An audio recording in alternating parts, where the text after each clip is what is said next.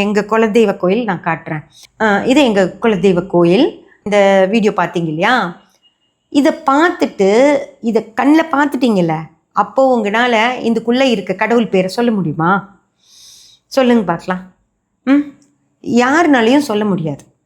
ஏன்னா எங்கள் குலம் 1008 குலம் இருக்குது.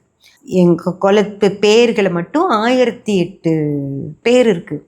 அதே போல் அந்த குலத்தோட தெய்வம் எதுன்னும் என்னால் சொல்ல முடியாது. ஒவ்வொரு 1008 பேருக்கும் ஒரு தெய்வம் இருக்காங்க. அவங்க தான் குலதெய்வம்.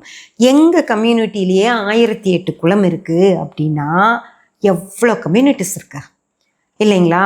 எவ்வளோ கம்யூனிட்டிஸ் இருக்குது. அவ்வளோ கம்யூனிட்டிஸ்லேயும் ஒவ்வொரு நிறைய குலங்கள் இருக்கும். அத்தனை குலங்களுக்கும் ஒவ்வொரு குல தெய்வம் இருக்கும். அவ்வளோ இருக்கும்போது ஒரு ஜோதிடரால் எப்படி இதுதான் உன் குலதெய்வம் அப்படின்னு சொல்லி சொல்ல முடியும்?